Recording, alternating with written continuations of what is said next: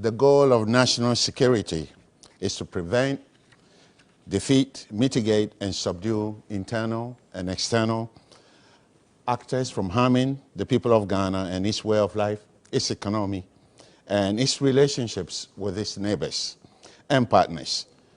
To this extent, Ghana's national security is in good hands because the majority of the people of Ghana feel safe and protected from both internal and external aggressors.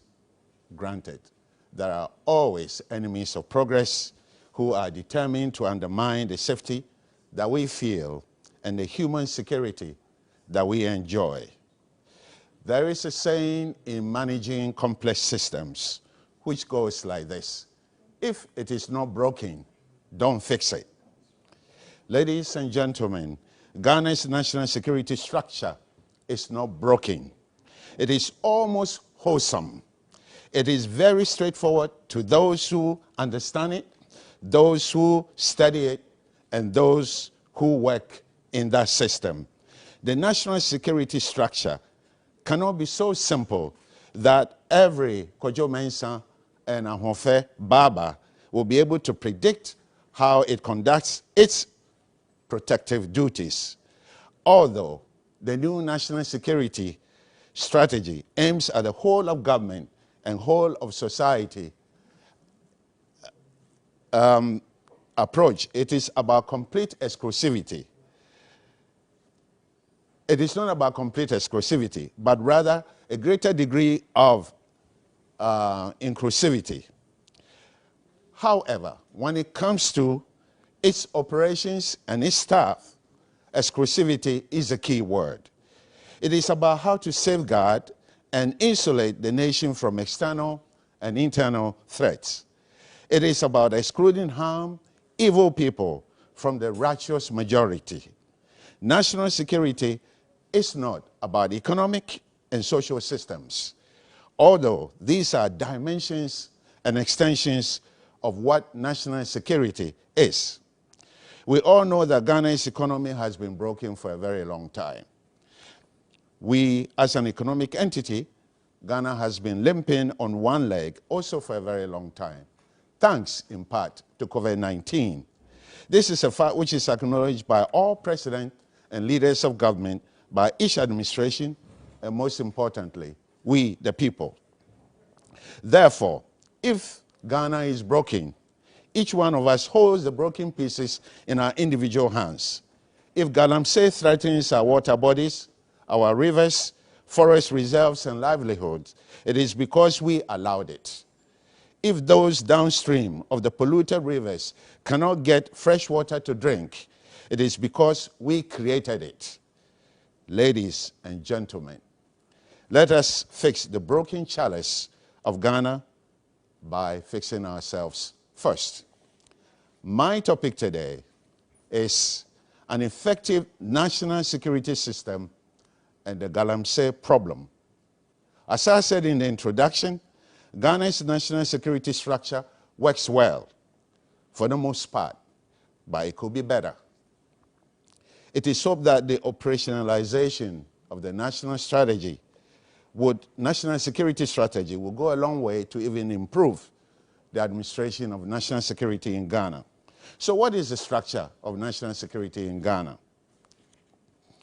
After reviewing the national security structure of the USA, UK, Gambia, Nigeria, and comparing these with that of Ghana, I noticed that the national security structure of Ghana is consistent with international and regional best practices. What is the organogram? In each of these common law nations, the president as a commander-in-chief is at the top of that power totem pole, followed by the Minister of National Security, who is followed by the National Security Coordinator. In a corporate setting, the chairman is the president. The CEO is the Minister of National Security.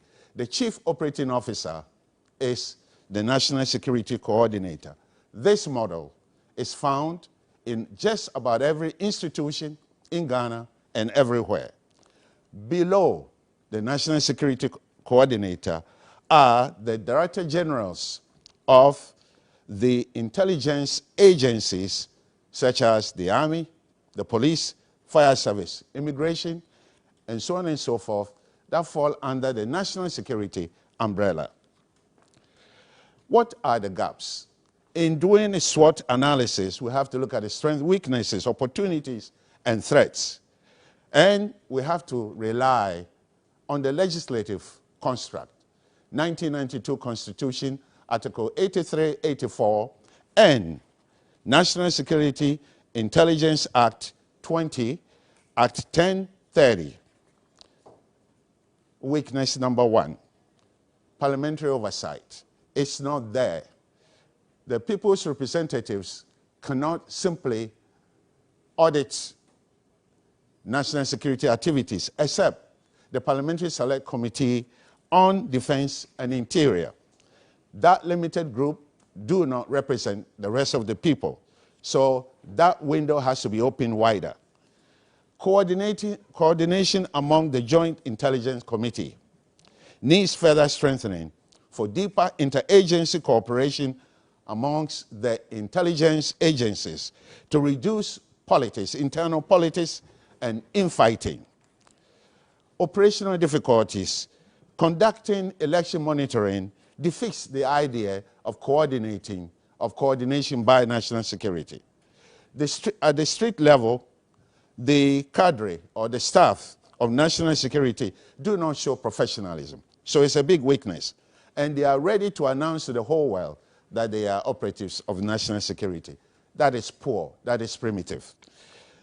And on August of 2020, the Honorable Minister, Honorable Kandapar, told us that the reason why Bureau of National Investigation became National Intelligence Bureau under Section 2 of Act 1030 was to show a paradigm shift from street-level investigations and arrests, intimidation of journalists, intimidation of citizens, and to become an intelligence gathering organization. Let me ask the Honorable Minister, why did we have City TV saga, if in fact national security has moved from street level to intelligence gathering? How can national security redeem itself? Opportunities.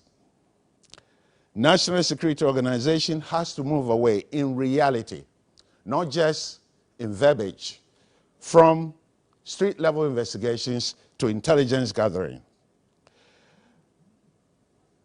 If it will have to focus on gathering of internal and external intelligence, such as providing raw data and other types of information on the degradation of Ghana's river bodies due to galamsey mining. The National Intelligence Bureau would have to collect toxicological data on the level of exposure of Ghanaians living in the mining areas to mercury, to cyanide, and other carcinogenic and volatile organic compounds that cause cancer, birth defects. This could be done in collaboration with the universities and research institutions in Ghana. There is no doubt galamsey mining has contaminated and continues to contaminate the people of this nation with serious public health consequences, the effect of which may last for the next 10 to 20 years, perhaps. National security will have to do its job really, really well, because the West African sub-region is going through serious upheaval.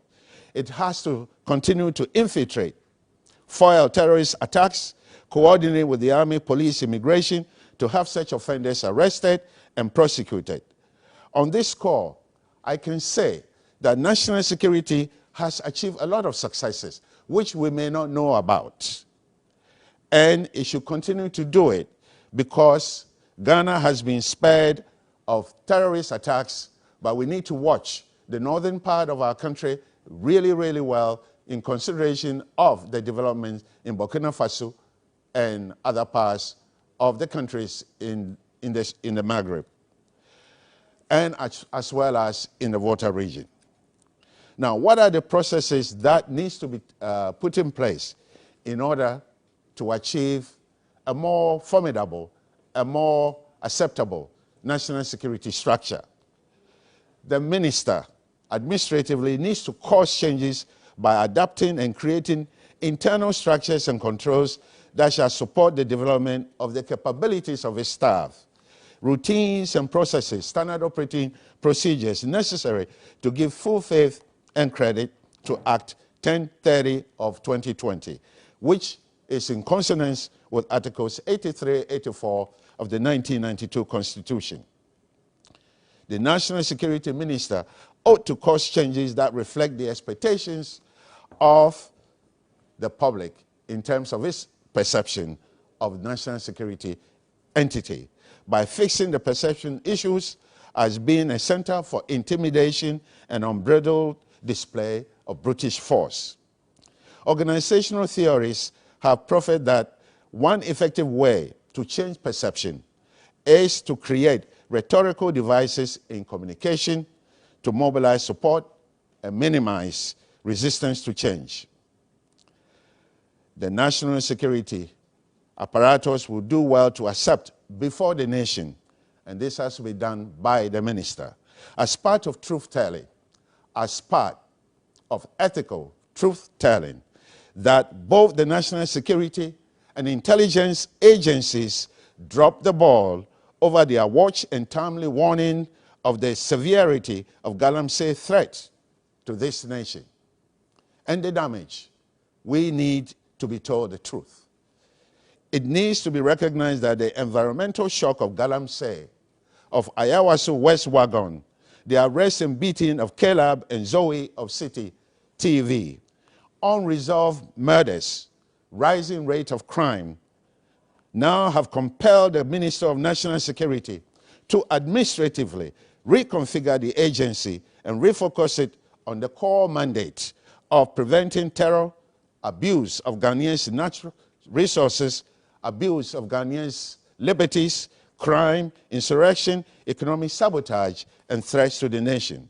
The minister will do well to provide a schemata of interpretation when adverse events happen without dodging the issues, but meet the press, meet the public, and explain, apologize where need be, and recompense victims if the situation calls for such actions.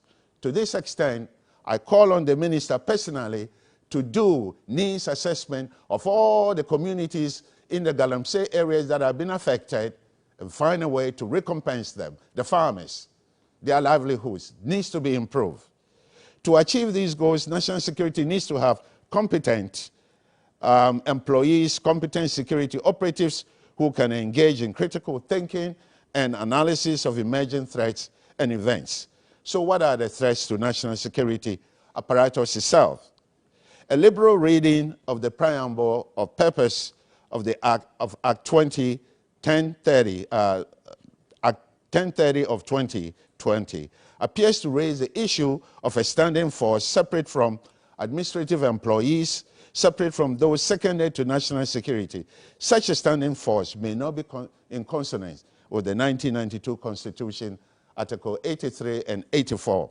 The standing force is not only required at the national level, but also at the regional level and at the district level. And we have seen from Ayawaso West Wagon what the standing force can do. It will get out of control. So we have to be strict to the constitutional and legislative construct of national security. National security is very vulnerable to the temptation of becoming a regime security. This has been captured by the national security strategy, so they are aware of the vulnerability that they face in the face of power. They have to do everything possible to minimize the influences of power on their operation. Another defect is the confusion of the use of terms. Section 10 and 11 of Act 1030 label what should have been the composition of the Emergency Operating Center or members of the EOC as at their meetings as the council.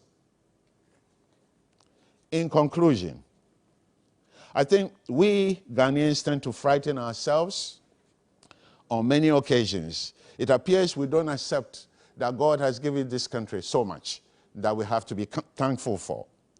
Although it makes sense to be vigilant, to raise alarm when we see danger coming, our national security structure is probably the best that it can be, and should be, and we should be proud of it, considering all the upheavals in the West African sub-region. I thank you.